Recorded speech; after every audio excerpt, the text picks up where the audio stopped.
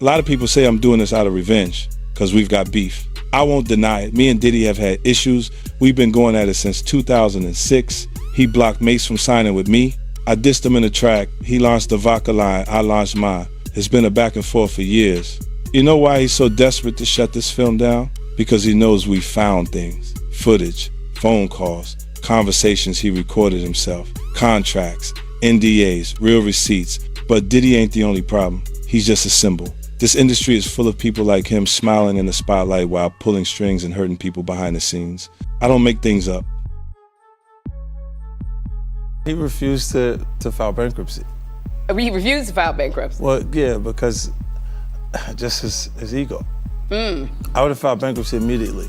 I don't mind bankruptcy. Oh, you? I'm not gonna pay. I'm filing Chapter 11 so fast, your head's gonna spin. I'll be back, you go, what happened? No, I'm just not gonna pay. There's a huge difference in energy internationally in 50 Cent and Jay Z. In fact, his largest selling record sold 430-something thousand copies. My largest selling records sold 5 million. You let them be fooled in America and think there's a competition there. Because America can be purchased. You can buy it with marketing dollars. You see what I'm saying? But the rest of the world, there's not enough marketing dollars to go around. That's why I made a statement about Taylor Swift. I wish you would come take one of my awards so I could black his eye in front of everybody. And Jay disagrees. I want everyone to be clear. No one's scared of 50 Cent. Does that bother you? Does it bother you? No, it doesn't bother me. It's just his choice. Why would you have to make that clear when no one's ever asked me if I'm afraid of Jay Z? The public is responding to his punk presentation. It's not 50 Cent. I don't have a problem with him. Kanye would not take a trophy from me. Neither Jay Z. Right. Neither one of them. Well. 50 Cent has just released season 2 of his explosive Diddy documentary, and this time it includes never-before-seen tapes involving both Diddy and Jay Z. The fallout is already shaking the industry. According to 50, Jay Z is now the first person Diddy is turning his attention toward, allegedly believing Jay orchestrated situations that left Diddy taking the fall while Jay quietly distanced himself. Jay Z was reportedly present at Diddy's parties, named in multiple lawsuits alongside him, yet never appeared in court. Some claims suggest he was even able to convince victims to walk away. With new footage surfacing, the question everyone's asking is whether Jay Z could have been pulling strings from the shadows while others absorbed the damage. Concept with the Super Bowl. See, they don't understand the relationship. They was trying to get him to do the Super Bowl without me. Wasn't happening. And that's not it. It wasn't happening. No way. You see what I'm saying? Because he would look and go, it's okay for them, the award shows, not to give me the trophies. If you look at even Jay-Z's career, you can look at that and say the association to Beyonce is when he started to receive the 16 Grammys since he's been with Beyonce. Right? And you go, prior to that, 1. Right. You see what I'm saying? So that came in association, like you see the kids even have Grammys. Like they don't sing yet. They don't sing. Right. They don't rap yet. And they already have Grammys. So it's like they would give them this trophy so we secure that they're coming to the award show. It meant that much to the culture. 50 Cent's issues with Jay Z and Diddy go all the way back to the 1990s. From the moment he called out Jay Z on How to Rob, 50 claims he saw through the image. In his view, Jay relied more on influence than raw talent. Instead of competing head-to-head, Jay allegedly used industry power to block rivals, including coordinating album releases to interfere with 50's sales. According to this narrative, Jay Z and Diddy didn't reach billionaire status on music alone. They built empires by undermining competition, turning relationships into leverage and rivals into casualties. I remember one time walking in the studio, Bleak Beans, everybody was in there, and I was like, man, I'm telling you, man, y'all got a chance right now. Just flood it, put out a lot of music because 50 Cent is coming. And, you know, 4 months later, in the club hit and it was over. And it was just like, okay, now everybody got to sit on the sidelines and wait. 50 Cent says he watched Jay Z and Diddy attempt to bury Nas and others who threatened their dominance. The same figures who publicly spoke about uplifting black artists were, behind the scenes, accused of controlling who could rise and who would be blocked. 50 never bought into that image. He claims he saw the power plays, the pressure, and the unspoken rules where loyalty determined survival. Industry insiders have long suggested Jay and Diddy didn't just compete, they decided who was allowed to win. Be bigger than Jay Z. You couldn't sell more records than Jay Z. But all you had to do was listen to Benny Siegel, and Benny Siegel was, oh my God. Oh my God. Yeah, he said that. That was the first of me actually hearing that. Like, oh shit. Like, I used to have questions like why every time my album dropped, Jay would drop right on top. He wouldn't let me breathe or right before me. Like, I was always close, and I always thought like, damn, if a kid, back then it was physical copies. So if you had $20, $20 that you saved up and you was going to buy an album, and it's under the same house, Rockefeller, between Jay and Beanie Siegel, you won't, 9 times out of 10 you won't buy the Jay Z album. I never understood that every single album that I dropped, Jay dropped right on time. And it was like, damn, like to have in-house competition at that magnitude was crazy. Jay already the boss, but I always thought that, like, let me breathe. But to maliciously plot to hold me back, I don't know, man. I don't believe that. I don't want to believe that. I mean, but like I said, Dame would know better than me. According to 50, Jay-Z has been working against him from the start. Instead of opening doors, he focused on closing them. One major example often cited is Jay allegedly trying to block 50 from performing at the Super Bowl. That performance only happened after Eminem reportedly told NFL executives he wouldn't perform unless 50 was included. The big homie Jay Z, right? I said to my nephew, I said, yo, listen, I have to ask him this straight up. So I said, yo, why? Who is the people that's on NFL? And he said to me, and I'm sorry for anybody who don't understand. And he said, the white guy called for 50 Cent. So I said, who's the white guy? I'm digging this Jimmy Iovine. Mm-hmm. And he said, no, Eminem called directly for 50. And he said, that's his guy. He said, I can't do it if I can't bring 50 up. But that's his guy. That's beautiful. And guess who's Dre's guy? Your guy. Me. Let's make him look.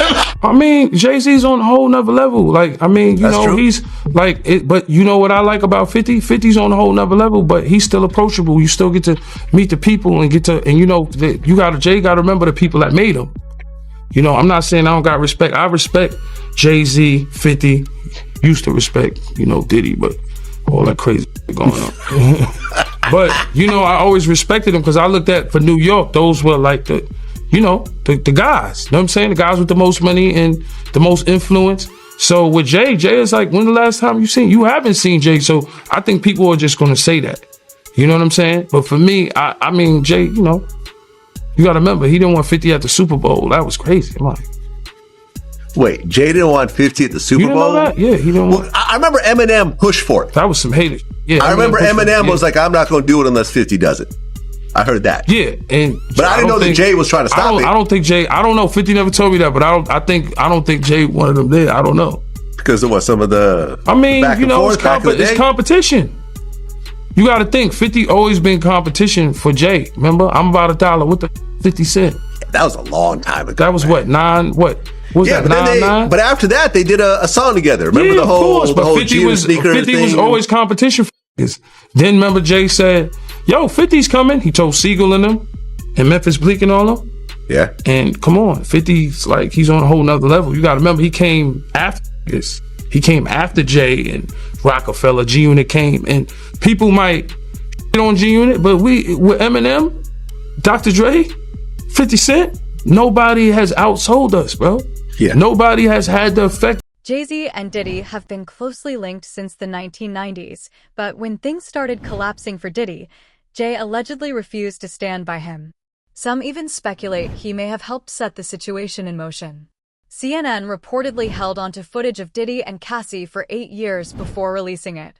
The question many ask is why it stayed hidden for so long and why it surfaced when it did. The timing, to critics, feels too precise to be random. Who was kind of like, we're done with this guy. You're not back. You're threatened to say this. Release the footage, right? So they released the footage. He comes out, issues an apology. While his lawyers accused the government of leaking the tape, it was later admitted as evidence in his trial. Again, January deal. March is raiding his house, Miami and LA. May, here's a video being dropped from CNN, even though they've been sitting on it for 8 years. September 2024, book is released, Kim's Lost Words, which, by the way, there's a lot of speculation with this thing here. So whatever I'm reading is not necessarily 100%. It is there. It is not there. The alias they use on who wrote the book is Shanti Millwood, which is an alias for Tupac, which is kind of weird. Why would you use that? This book appeared on Amazon, allegedly written by Kim Porter, accused Diddy of misconduct with minors. Porter's children denounced it as fake. Investigators revealed the real author was Chris Todd, who claimed he compiled the book from a mysterious flash. Industry insiders claim Diddy was deliberately targeted. One moment he was celebrated, honored, and handed the keys to the city. The next, he was facing raids, arrests, and the loss of hundreds of millions. The downfall was fast, brutal, and, according to some, far too coordinated to feel accidental. Surprised at what things are coming out with Diddy at all, or you're like, you have no idea, it's none of my business, you'll live longer? Kind of like the mindset. Surprised. How could you be surprised with anything that happens in hip hop? You know, hip hop is the Wild West. So you're gonna have the good, you're gonna have the bad, you're gonna have the ugly. You think he's being targeted, or some of the stuff he's got, there's credibility on what they're coming after him with the tapes and the feds and raiding his Miami home, his LA home? I believe he's being targeted. You believe he's being targeted? Yeah. I believe, somebody, has the power to pull the trigger to make, this stuff, this domino effect happen. In interviews, some voices in hip-hop have said they aren't surprised by anything coming out about Diddy. Hip-hop has always been described as the Wild West. You get the good, the bad, and the ugly. When asked whether Diddy was being targeted, the response was clear. Yes. The belief is that someone with real power pulled the trigger and set off a domino effect that led to everything unfolding the way it did. Lawsuit coming with Jay. The part with Jay. I go, oh, shoot, like, that's right. To us, Black excellence. That had to be there. We getting tighter. You know what I'm saying? And united we stand. And ain't nothing else. Black excellence, they're sitting there like, yeah. It's a billionaire brunch. Oh, like, I hate you, man. Unaware of anything going on here. This is the one time I'm going to be with you this year. Yeah. Come on, bro.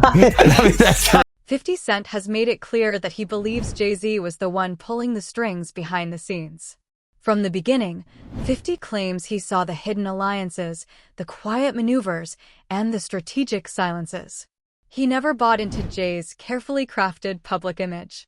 Every move, every pause, every calculated step was something 50 says he noticed, called out, and mocked openly.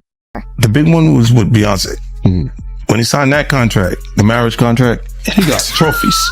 No, those trophies. The trophies came rolling in, buddy. He started getting Grammys left and right, man. I mean, look, if you look at his career, You're gonna let him say that. Jay was getting Grammys. He had one. Exactly. He had one. And he ain't show up. He had like 20 now. Oh, Lord. He had like 18 since he been down. Look, he had one, bro. Hard Knock Life. You're not wrong. He was one. At the same time. He got some shit. He's like drinking. His pictures were He thinks the cop. Wait a minute. So you're saying the success is derived from the marriage? I've absolutely been treated differently. The accolades. Because he's no longer viewed as like a street or gangster rapper. Now he's viewed as a businessman, entrepreneur, family man. And the biggest ones because of the position Beyonce's. Oh, wow. Why are you so on top of the business side of Jay Z? You know what I'm saying? Some people like to just be an artist. Yeah, I was actually forced to be an artist and a businessman because when I tried to get a deal, I couldn't get a deal, so I had to create Rockefeller Records. We actually created Rockefeller Records from nothing. And, so I was forced to know both sides of the business. To many observers, Jay Z is seen as someone who operates behind the scenes. A businessman first, every move in his career appears carefully calculated for influence and profit. 50 has even gone as far as calling Jay-Z's marriage to Beyonce a strategic alliance, pointing out that Jay won only 1 Grammy before the marriage and 16 afterward. Their influence now extends to their children, who are already receiving accolades before officially entering the industry. To critics, every win reflects how carefully Jay built his empire. Top rap star is busted. Jay Z turned himself in tonight, and the cops started working on his rap sheet, accusing him of a stabbing at a trendy party. Kimberly Richardson is at Midtown South right now. Kimberly. Well, Rosanna, just a few hours ago, police here at Midtown South arrested Sean Carter, better known as Jay Z. The rap star voluntarily turned himself in here at the precinct earlier this evening. Now, Carter is being held here in connection with that stabbing fight that erupted at the Kit Kat Club last night. But just a few moments ago, Carter's attorney had this to say. He's not involved in this, period. He was at the club? That's my only comment. He wasn't involved in this. So it was someone else that did the stabbing and the hitting? I didn't say that. I said he was not involved in it. Now, Slovis goes on to say that at no time was Jay-Z hiding from the police, that they were in touch with cops all day and that they're trying to resolve this as gentlemen. But as Mike Sheehan shows us, others say they've seen the dark side of Jay-Z. I have my faults. I'm not a perfect. What shocks many people is that Jay-Z has never served jail time despite facing serious allegations over the years. He's been accused of behavior similar to others who did end up behind bars. One key difference, critics argue, is that Jay never incriminated himself publicly. His controversial past dates back to December 1999, when he was linked to an incident at New York's Kit Kat Club involving music executive Lance Rivera. That moment became part of a long-running narrative tying Jay's rise to power, influence, and controversy. Well, that's why it's only business. It was really, away from that, I explained why I didn't hang out with him, right? Because it's a little fluffy stuff going on. It's not your scene. It's not my style. Not your scene. They hug you from the front and the back at the same time. I got uncomfortable with him because the way he was acting to try and get me to hang out with him was like, yo, I'll take you shopping. And I'm like, what you mean? That's something you say to a woman you're attracted to, maybe. Right. It's just weird, bro. And now you start to see a lot of the weird stuff that was there. It looks like it all lines up, don't it? It was not in the closet. It was in front of you and you wasn't seeing it because you see the beards. Or you see the girls. So you didn't look at them the way it actually is to a degree. When I say people respond, how people respond to things matter, like the internet will take to it and just go off with it. Meek responds being the uncomfortability. He goes, yo, I gotta spend $100,000 to find out why my name is in this like this. And it's in it only because he's uncomfortable. One person who was always anti-Diddy and was always speaking about Diddy as a problematic person was 50 Cent. And it turns out that it's just been announced that he's created a docu-series on Netflix. I can't wait to see this. The other end of that, every person who has tried to speak out about this, who has tried to speak out about the industry, the type of people that are controlling the industry, the attacks that people face from the media if they try to speak out, is always the same. They're called crazy. And an example of one such individual who went through those sorts of attacks is the actor Orlando Brown. He was on Disney, and I remember everyone telling us that he was totally insane and deranged when he was saying a lot of things that at the time sounded crazy, particularly about Diddy. Take a listen. The requirement is you gotta say no to Diddy. If it's new booty in the building, you know he's gonna get it. Don't take your girlfriend to a Diddy party.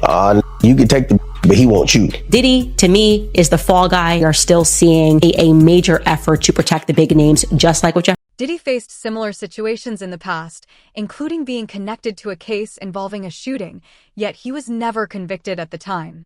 Decades later, Diddy is the one behind bars while Jay Z appears untouched, acting as though he had no knowledge of wrongdoing. Critics question how someone could be so close to a powerful figure for over 30 years and claim complete ignorance. 50 Cent says he met Diddy once and immediately recognized the type, calculating, ambitious, and always aware of the game being played. Jaguar has been warning us about Jay Z. Jay Z has now had an official lawsuit. It's everywhere. It's now being talked about louder than ever. I guess, does that give you some peace to know that people are finally really questioning this man? It's emboldening me. I spoke on Piers Morgan. I said that I had 3 victims that I've been working with, victims of the Carters, that were ready to come forward. This might help them feel a little more confident now. So this is great because he's been evading. But the thing is, everyone in the backdrop knew that he was the celebrity John Doe. Everybody knew that. They knew it when I did Piers Morgan. Is Beyonce celebrity B? I hope to God not. But she was around. And she's very... she's got enough on her plate. After everything that happened with the election and everything that's happening right now, I'm not going to dump on that woman. She got better fish to fry. Well, what I will say is that her husband, she knows exactly who he is. Yeah. She knows. She knows. Rihanna was trafficked to Def Jam. She was an innocent baby when she came over here. And look at her now. 14 going on 15 years old. Flown over without parental supervision in a private plane by a man who was supposed to be a producer who auditioned her at 3 a.m. in the fucking morning in a hotel room. Auditioning at 3 a.m. in the morning, a 14-year-old girl. She was flown to another country. She was taken to Def Jam headquarters. She was left in a conference room alone with Sean Carter for nearly 6 hours alone with no parental supervision. Her father collected a $500,000 check. She has the fastest inked deal in Def Jam history. According to many insiders, none of this was ever a secret. Figures like Jaguar Wright, Gene Deal, and others who worked around Jay and Diddy have been speaking out for years. The real issue, they say, is that nobody cared. As long as money kept flowing to executives, the experiences of victims were ignored, treated as collateral damage in an industry driven by power and profit. This is the 100th time that I've seen this being reported, but now according to TMZ, Donald Trump is thinking about giving Diddy that pardon. I will say the wording of this TMZ article is a little confusing, but they are citing that their source is a high-ranking White House official. According to TMZ, Donald Trump is thinking about commuting Diddy's sentence as early as this week. But TMZ cites this source as Donald Trump is vacillating, which means that he's not sure which way he wants to go. He's swaying back and forth, and he's indecisive about what he wants to do. I'm sure the wording about Donald Trump being indecisive on whether to give a pardon or not to Diddy is the fact that Diddy was publicly talking crap about him, because we all know how Donald Trump is. But it can still potentially be a big deal to know that he is even potentially considering a pardon for Diddy at this point, because he doesn't have to consider jack crap. The White House officials who are saying that they are urging Donald Trump to not give Diddy a pardon say that they are not sure what Donald Trump is going to end up doing, because at the end of the day, he does what he wants. We do just know he granted a pardon last Friday to another person that was in Congress. And I think with Donald Trump, we literally never know exactly what he is going to do. But all I gotta say is, if you're about to free Diddy, you also better free those Epstein files too. Despite everything, Diddy isn't going down quietly. Reports claim he's already planning a comeback. TMZ has reported that discussions around a possible presidential pardon have taken place, with speculation that it could happen as soon as next week. Rumors have circulated for weeks, and now some believe a path to redemption is being set up behind the scenes. Just 3 days after Diddy was sentenced to over 4 years in prison on prostitution charges, President Donald Trump seems to confirm he's heard from the mogul's legal team. The comments coming Monday from the Oval Office as reporters asked about a pardon for Jeffrey Epstein's accomplice, Ghislaine Maxwell, who's serving 20 years for child sex trafficking. I wouldn't consider it or not consider it. I don't know anything about it. So, but I will speak to the DOJ. Why would she be offended at clemency, sir? I don't know. I mean, I'd have to speak to the DOJ. I'll look at it. I have a lot of people have asked me for pardons. I call him Puff Daddy has asked me for a pardon. I love Diddy. You know, he's a good friend of mine. He's a good guy. I think he's a good guy. I'm going to stick up for him.